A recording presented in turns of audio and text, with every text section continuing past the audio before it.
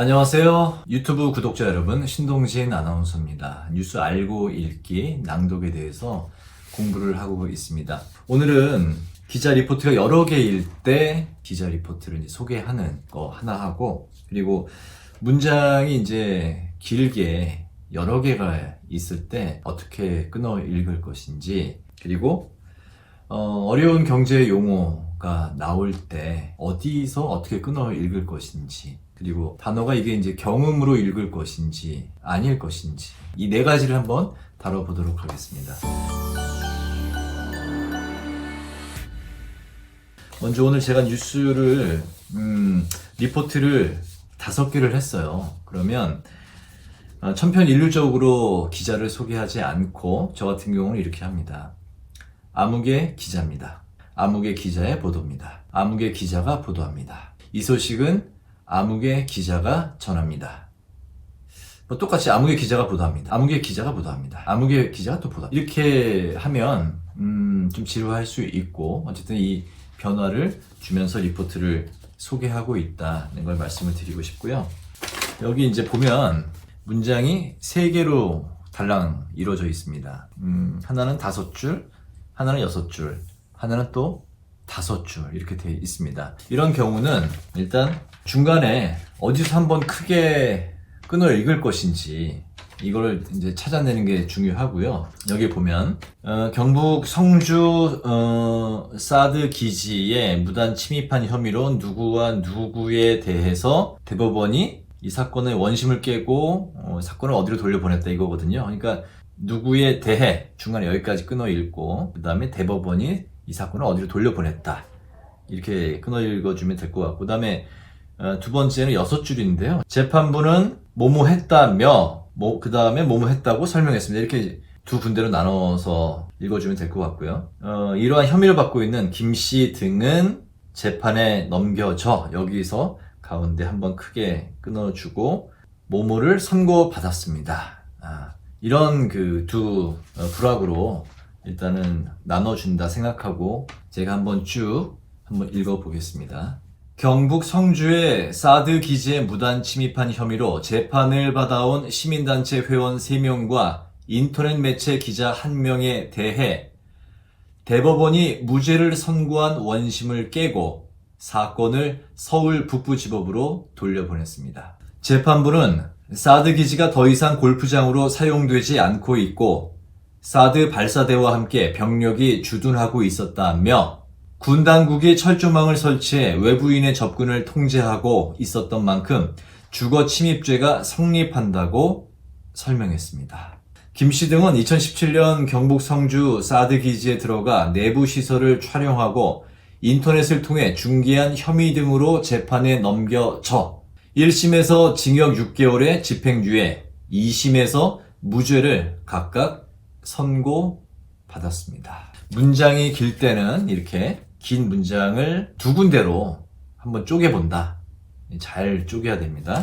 네, 이게 중요하다는 걸 말씀드리고요.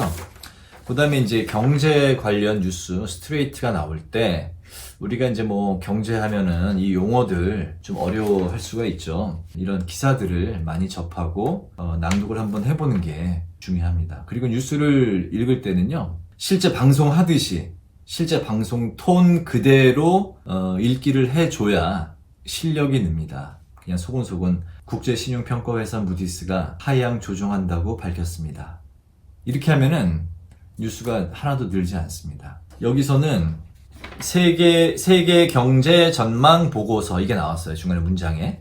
그러면 세계 경제 전망 보고서 이거를 좀 어떻게 읽어줘야 좀 귀에 잘 들어오게 할 수 있을까? 세계 끊고 경제 전망 끊고 보고서일 것인지, 이런 그 짧은 단어들이 같이 이제 연결이 돼 있는, 나열이 돼 있을 때는 어디서 정확하게 끊어 읽을 것인지. 네, 저 같으면 세계 경제 전망 보고서, 세계의 경제를 전망하는 그런 이제 보고서라는 뜻이니까 그렇게 끊어 읽어줄 것 같습니다.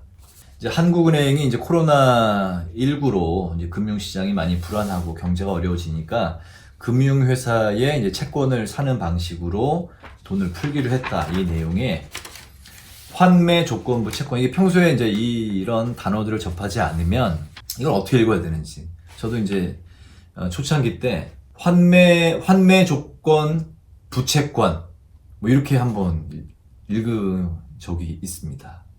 그래서 이제 선배한테 혼난 적이 있는데 환매 조건부 채권, 이게 이제 채권인데 어떤 채권이냐, 금융기관이 일정 기간 후에 다시 이제 사는 그런 조건으로 채권을 파는 거예요. 그리고 이제 경과한 기간에 따라서 이자를 붙여가지고 이제 금융기관이 되사는 건데, 이걸 이제 환매 조건부 채권, 네, 이런 이제 잘 안 나오는 이런 용어들이 나오면 어디서 이 단어를 끊어 읽을 것인지 정확하게 구사를 해야지, 이런 거 하나 틀리면은 뉴스에 대한 신뢰도가 확 떨어집니다. 네. 그리고 마지막은 이제 경음화 이제 단어인데요. 이겁니다.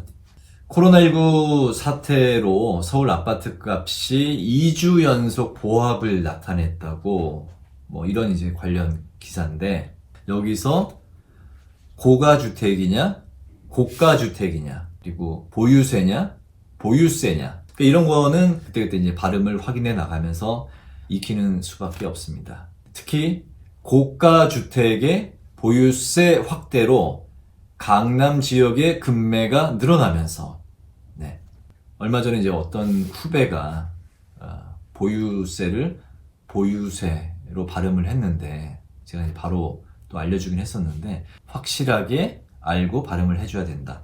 고가주택 보유세 확대. 네, 그래서 오늘 공부는 리포트가 여러 개 있을 때 기자들을 이제 다양하게 이제 소개를 해준다. 아무개 기자의 보도입니다. 아무개 기자입니다. 이 소식은 아무개 기자가 전합니다. 아무개 기자가 보도합니다. 문장이 이제 뭐 5줄, 6줄 이렇게 한 문장이 길게 나열되어 있을 때는 중간에 어디서 한번 크게 끊어 읽을 것인지 빨리 판단을 한다. 그리고 이 어려운 이제 뭐 경제 용어라든가 이런 용어들을 제대로 발음을 해줘야 된다는 거죠. 그리고 이 단어를 강하게 경음해서 읽을 것인지, 또 그런 단어가 아닌 것인지, 평소에 이제 자신이 없으면 사전, 뭐 인터넷 검색해서 하나하나 확인하면서 외우고 그렇게 익히는 수밖에 없습니다. 네, 오늘 이렇게 4가지를 말씀을 드렸습니다.